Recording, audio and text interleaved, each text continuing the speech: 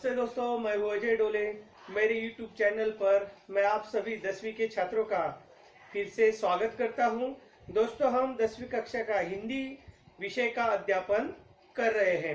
तो दोस्तों, आज हम देखते हैं पहली इकाई का अगला पाठ 8वां गजल।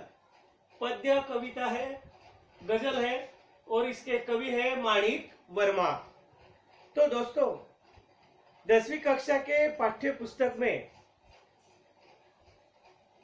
नई विधाओं को शामिल किया गया है।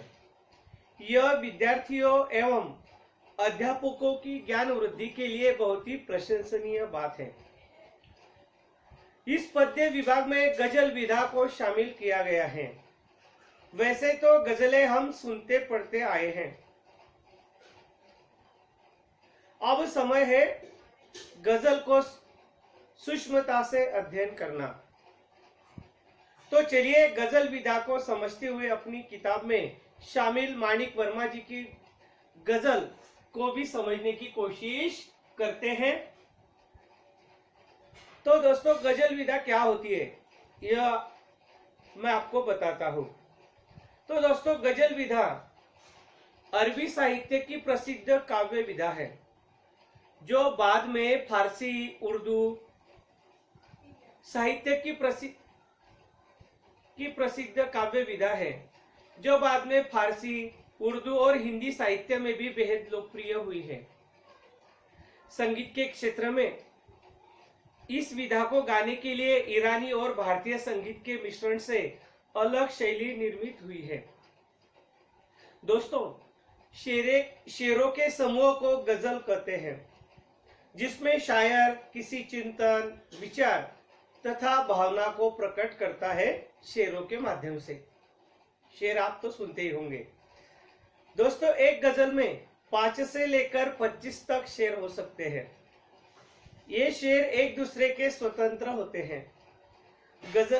गजलें के ऐसे संग्रह को दीवान कहते हैं। गजल की एक खास बात यह है कि उसका प्रत्येक शेर अपने आप में संपूर्ण कविता होता है। मिर्जा गालिब, मीर तकी नवाब, मीर फिराक गोरखपुरी प्रसिद्ध गजलकार है और जगजीत सिंह, मेहंदी हसन, गुलाम अली प्रसिद्ध गजल गायक है। आपने उनकी गजलें सुनी भी होगी। तो दोस्तों, हिंदी साहित्य में माणिक वर्मा जी का नाम बड़े आदर से लिया जाता है। हिंदी साहित्य के प्रसिद्ध हास्य व्यंग मंच के शायर, वक्ता तथा गजलकार माणिक वर्मा जी द्वारा लिखित प्रस्तुत गजल के माध्यम से जीवन के वास्तविक कर्म की पहचान कराते हुए सही राह दिखाने का काम कोशिश कवि ने की है। दोस्तों, मनुष्य को कर्म पथ पर सिर्फ कामयाबी, चमक तथा उच्चस्थ पद को पाकर उसकी बुनियादी बातों को कभी न भूलें। इस पर ही सपनों की सफल सकारात्मक इमारतें निर्माण हो जाती है। यह विचार स्पष्ट किए हैं। दोस्तों, प्रस्तुत गजल में माणिक वर्मा जी ने हमें निरंतर आगे बढ़ते रहने की प्रेरणा दी है।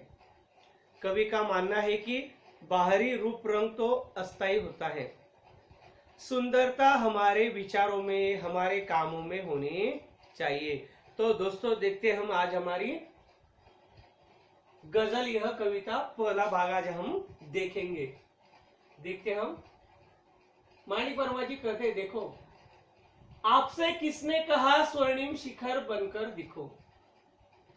आपसे किसने कहा स्वर्णिम शिखर बनकर दिखो।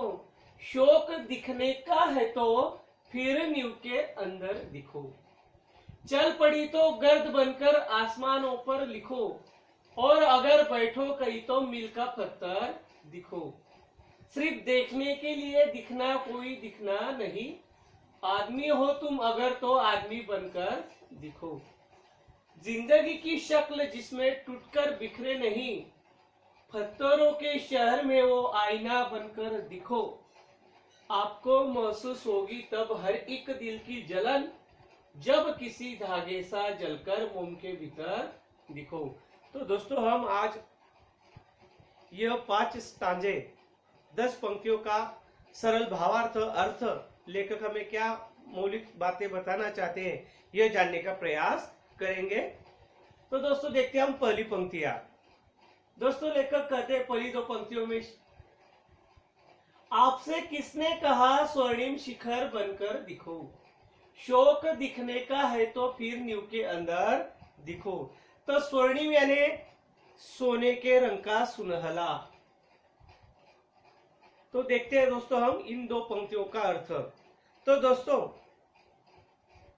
हर मनुष्य अपने जीवन में कामयाबी हासिल करना चाहता है, इसलिए वह हर प्रकार की मेहनत करने के लिए तत्पर रहता है। कभी कभी वह गलत रास्ता भी चुनता है। मनुष्य हर प्रकार से अपने जीवन में सपनों के स्वर्णिम शिखर यानी सफलता पाकर ही वह चैन की सांस लेता है। कवि वर्मा जी कहते हैं कि तुम ऐसे स्वर्णिम शिखर पर जरूर पहुंच जाओ, परंतु याद रखना कि स्वर्णिम शिखर पर पहुंचने के लिए तुम्हें उसकी नींव रखना आवश्यक है। तुम्हारी मेहनत लगन यदि नींव यानी बुनियादी ढांचा जो होता है में दिखेगी तो तुम्हारी सपनों की मंजिलें स्वर्ण शिखर के समान जरूर चमकेगी। पहले तुम नींव रखो, इसमें दिखो, अपने आप शिखर पर दिखोगे। दोस्तों यदि हम समाज के लिए कुछ करना चाहते हैं तो प्रशंसा और वाहवाही का लोभ त्याग कर नींव के ईंटों के समान कुछ अच्छा और सुदृढ़ काम करें। उदाहरण के तौर पर दोस्तों आप अच्छे अंक पाने का सपना देखने वाले सभी बच्चों छात्रों को पढ़ाई का प्रारंभ यानी नींव करना ही होगा। अगर हम पढ़ाई करते हैं अच्छी लगन से दिल से तो क्या होगा, हमारी जिंदगी का जो बुनियादी रूप है वह क्या होगा, यशस्वी होगा, सफल होगा। लेखक कहना चाहते हैं कवि कि अगर हमारी नींव अगर पक्की है, मजबूत है, तो इस पर हम अपनी सफलता की क्या रख सकते हैं, शिखरों की रचना कर सकते हैं। तर मित्रांनो मराठीमध्ये जर समजा आपल्याला उंच इमारत बांधायची असेल किंवा बनवायची असेल तर काय करावं लागतं, जितकी इमारत उंच बनवायची असेल काय करावं लागतं आपल्याला, तितका तिचा पाया आपल्याला खोल खोदावा लागतो। जर आपण पाया भुसभुशीत ठेवला उंच इमारत उभी करता येऊ शकत नाही, बांधता येऊ शकत नाही। तर कवींना सांगायचंय जर तुम्हाला जीवनामध्ये सर्वोच्च स्थानी पोहोचायचंय, तुमची जी काही स्वप्न असतील ती पूर्ण करायची असतील तर काय केलं पाहिजे, अगोदर तुम्ही शालेय जीवनापासून अभ्यासाचं महत्व समजून अभ्यासाचा पाया मजबूत केला पाहिजे, त्याच्याकडे लक्ष दिलं पाहिजे। जर हा कच्चा राहिला, तुम्ही उर्वरित जे उच्च शिक्षण असेल किंवा जी काही तुमची स्वप्न असतील ती तुम्ही प्राप्त करू शकणार नाही। त्याच्यासाठी आपल्या अभ्यासाचा पाया मजबूत असायला पाहिजे। म्हणजे काय, तर आपलं हस्ताक्षर चांगलं पाहिजे, आपल्याला वाचता आलं पाहिजे, वाचनाची गोडी आपल्यामध्ये निर्माण करावी लागेल जबरदस्तीने। अभ्यास करण्याचा सराव बैठक जी असते 8-8, 10-10 तासांची ती आपल्याला हळूहळू वाढवावी लागेल। आपण 15-20 मिनिटं अभ्यास केला की कंटाळाला लागतो, जांभयाला लागतात। असं सोडून, आळस सोडून, कंटाळा सोडून आपल्याला आतापासून अभ्यासाला जास्तीत जास्त वेळ देण्याचा प्रयत्न करावा लागेल। सराव जर नाही केला तर आपला अभ्यासाचा जो पाया आहे, मूलभूत आधार, तो कच्चा राहिल्यानंतर आपल्याला जीवनामध्ये विविध परीक्षांमध्ये चांगल्या प्रकारे यश मिळवता येऊ शकणार नहीं। आपने किससे कहा स्वर्णिम शिखर बनकर दिखो, शोक दिखने का है तो फिर नींव के अंदर दिखो। अगली पंक्तियां देखते हम, अगली पंक्तियां क्या कहते हैं वर्मा जी, देखते हैं। अगला शेर भी सुना दे गजल में, चल पड़ी तो गर्द बनकर आसमानों पर लिखो, चल पड़ी तो गर्द बनकर आसमानों पर लिखो, और अगर बैठो कहीं तो मील का पत्थर दिखो। और अगर बैठो कहीं तो मील का पत्थर दिखो। चल पड़ी तो गर्द, गर्द यानी धूल, मिट्टी की धूल, गर्द बनकर आसमानों पर लिखो, और अगर बैठो कहीं तो मील का पत्थर दिखो। मील रास्ते पर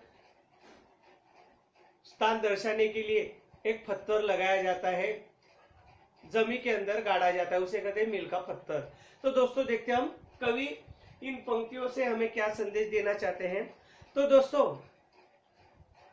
हर एक को अपनी पहचान बनाना पसंद होता है।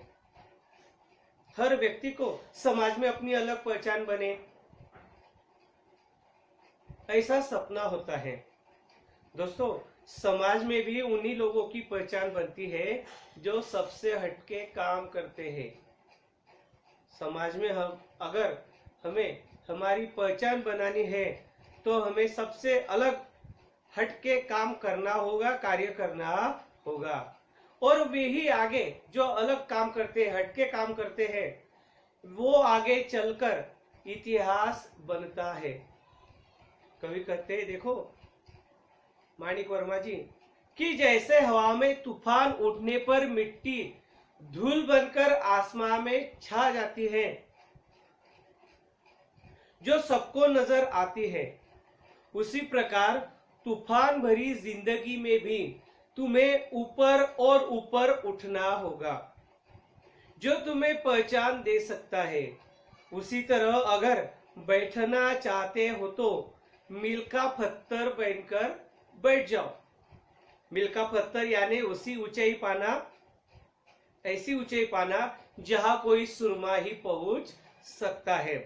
आप एक आदर्श काम करो जो सबसे अलग और प्रिय हो, ऐसे मील के पत्थर बन जाओ, तभी लोग तुम्हें चाहेंगे।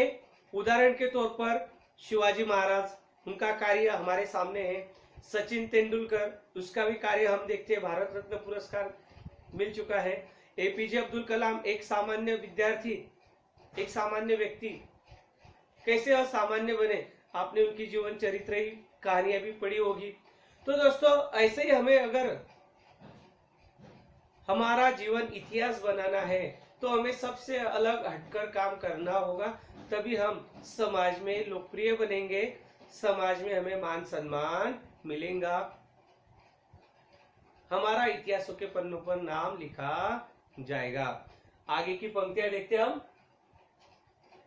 सिर्फ देखने के लिए दिखना कोई दिखना नहीं, सिर्फ देखने के लिए दिखना कोई दिखना नहीं, आदमी हो तुम अगर तो आदमी बनकर दिखो। दोस्तों,